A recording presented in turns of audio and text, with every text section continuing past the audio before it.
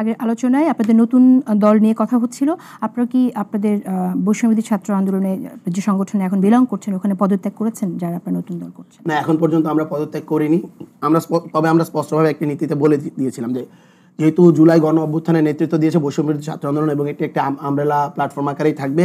বাংলাদেশের সকল মতাদর্শের লোকজন এখানের ভিতরে আসবে এবং তারাই সকলেই এর অংশ।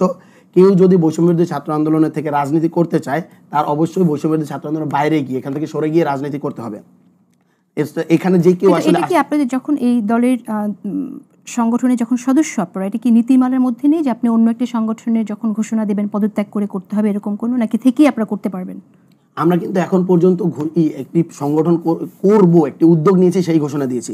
আমরা কিন্তু বলিনি যে আমরা একটি সংগঠন যুক্ত হয়েছি। আমরা বলেছি যে যখন আমাদের অন্য কোনো সংগঠনে যুক্ত এটা করা যায়, আমরা যখন অন্য কোনো সংগঠনে যে কেউ কোনো রাজনৈতিক সংগঠনে যুক্ত হতে চাইবে বা হতে পারবে হয়ে যাবে তখন এখান থেকে পদত্যাগ করতে হবে। এর আগে সে যে কোনো একটি উদ্যোগ নিতে পারে।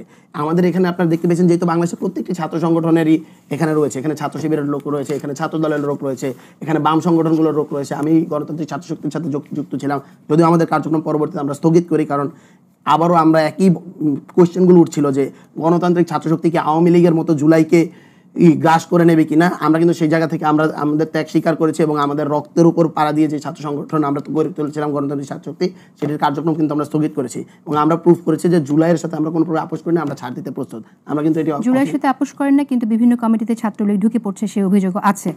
আমরা পত্রপত্রিকায় দেখছি, সে বিষয়ে আপনার কাছে জানবো। আমি আসবো এটুকু অনেক সময় আমি জাস্ট 10 সেকেন্ড নিব। ছাত্রলীগের কিন্তু এখানের ভিতরে আসলে দুটো অংশ আমরা দেখতে পারি। একটি কিন্তু ছাত্রলীগ যেমন হলো গিয়ে জুলাই গণ অভ্যুত্থান সময়ের ভিতরে ছাত্রদেরকে হামলা করেছে, এটা যেমন সত্য। ছাত্রলীগের বিদ্রোহী অংশ হল থেকে বের হয়েছে, ছাত্রলীগকে মেরে হল থেকে তাড়িয়ে, এটা মোটেও কম সংখ্যক নয়, এটাই আসলে মেজরিটি। আপনারা যদি খোঁজ দিয়ে দেখতে পারেন এটা আসলে মেজরিটি। ওরা আসলে মানে বিষয়টা এমন হয়ে দাঁড়াইছে যে বাংলাদেশে এখন মানে মত প্রকাশের স্বাধীনতা খুব সীমিত। আপনি আজকে ভালো ছাত্রলীগ বা ভালো আওয়ামী লীগ বলে এখানে কাউকে ডাকেন, ওরা আগামীকালকে আপনার এই অফিস ঘেরাও করবে এবং আপনাকে ফেসবুকে বেশিং করবে। এখন ওরা নির্ণয় করে দিচ্ছে যে কে ভালো ছাত্রলীগ, কে খারাপ ছাত্রলীগ, কে ভালো আওয়ামী লীগ, কে কথাবার্তা। ভাই এটা প্রচুর হাস্যকর কথা। সেটা আমরা যারা হামলা করেছে এটা কিন্তু স্পষ্টভাবে ফুটেজ রয়েছে। আসিফ মাহমুদ আজকে বলেছে যে ভালো আওয়ামী লীগ হলে নাকি স্থানীয় সরকার নির্বাচনে আসতে পারবে। আসিফ মাহমুদ কে ভালো আওয়ামী লীগ এবং খারাপ আওয়ামী লীগ নির্ধারণ করে? ভাই ভালো আওয়ামী লীগ খারাপ আওয়ামী লীগ জিনিসটা কি? তাহলে আমরা এটা নিয়ে কথা বলবো এবং তাহলে ভালো আওয়ামী লীগ হলে তারা নির্বাচন করতে কোনো আপত্তি আছে কিনা সেটা নিয়েও আমরা কথা বলবো।